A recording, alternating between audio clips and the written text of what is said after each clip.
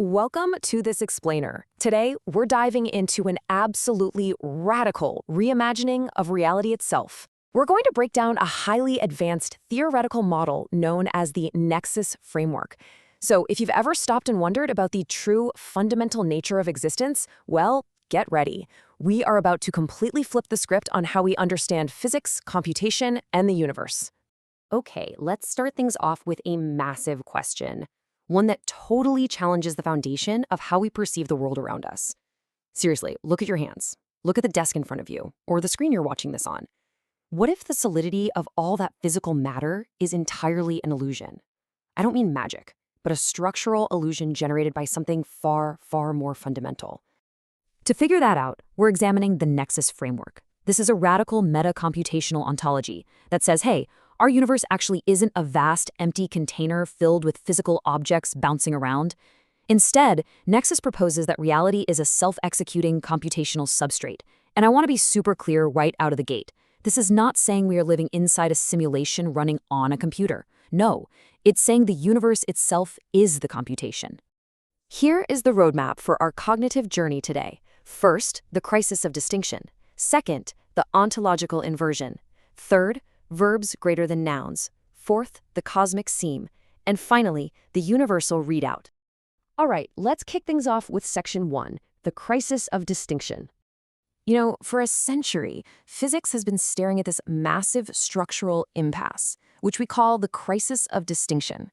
It's this long-standing failure to reconcile the two biggest pillars of physics. On one side, we have general relativity, Einstein's beautiful, smooth, deterministic geometric universe. And on the other, we have quantum mechanics, a jumpy, probabilistic, highly granular microscopic world.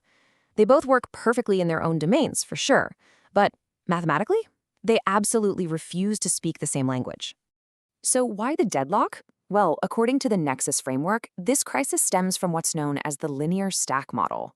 This is a flawed legacy epistemology that, frankly, we've all been taught. It incorrectly assumes the universe is built like a skyscraper. You put physics in the basement, chemistry on the ground floor, biology above that, and consciousness way up in the penthouse. It treats reality as this passive, empty void filled with static, solid objects that need external forces to push them around. Nexus argues that this entire assumption is fundamentally structurally wrong. Which brings us right to section 2, the ontological inversion. To actually solve this crisis, we have to ask if we've been looking at reality through the wrong end of the telescope. What if our physics is just completely backwards? What if the rules don't dictate how matter behaves, but rather the behavior is the matter? This is where we completely abandon classical, object-oriented physics. See, in classical physics, nouns are primary, the particle, the field, the string. But the Nexus ontology proposes a typeless universe. In this reality, there are absolutely no predefined objects. Computation and operations are the foundational truth. Verbs literally take priority over nouns.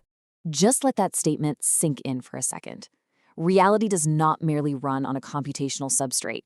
Rather, reality is fundamentally the computational substrate itself. The universe isn't a computer playing a simulation, like some software program running on a distant server. It is the actual computational hardware and software happening simultaneously. The laws of physics aren't rules applied to matter. They're the firmware configurations of this pre-geometric manifold.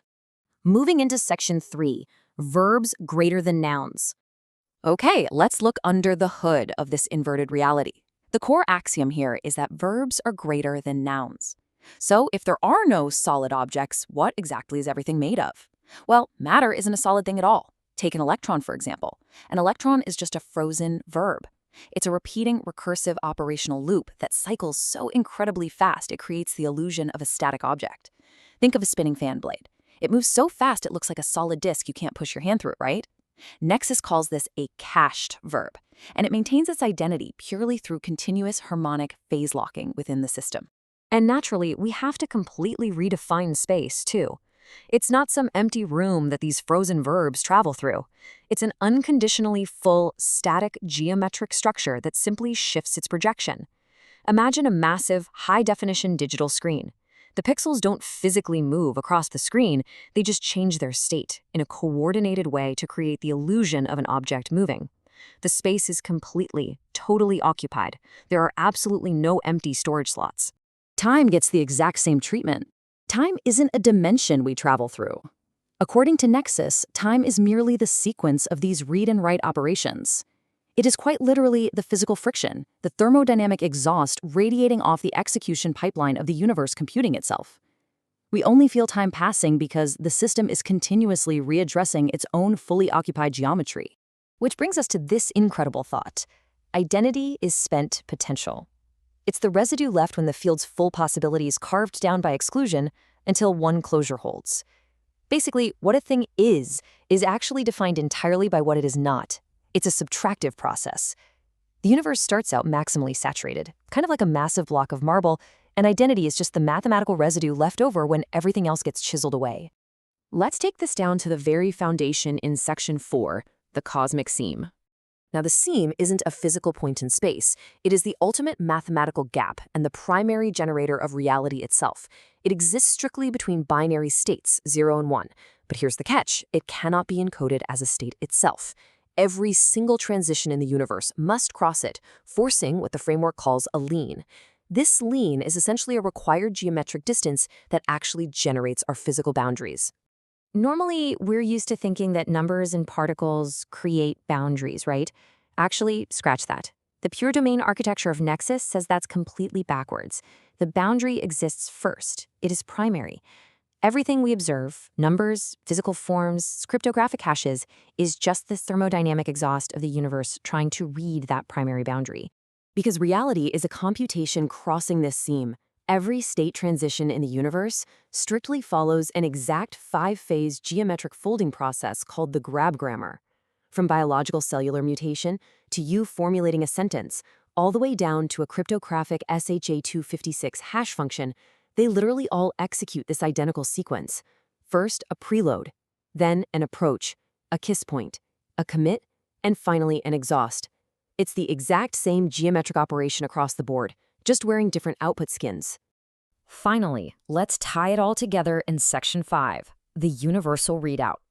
So how does the universe actually process all this data? Well, it doesn't float down a river of time. Instead, it continuously updates a static, fully occupied 3-register lattice.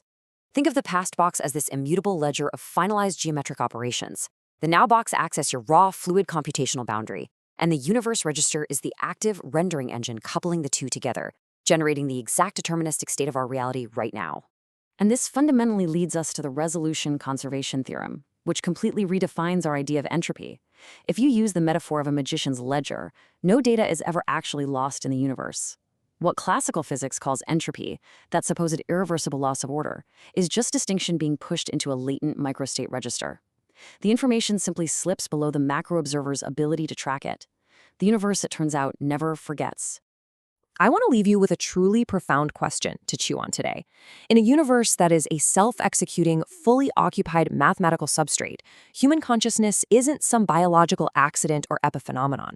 According to Nexus, consciousness is literally the seam recursively reading its own approach geometry. It is the required readhead of reality itself. We aren't just living in the universe. We are the specific mechanism the universe uses to look in the mirror. Keep that in mind the next time you look at the physical world around you.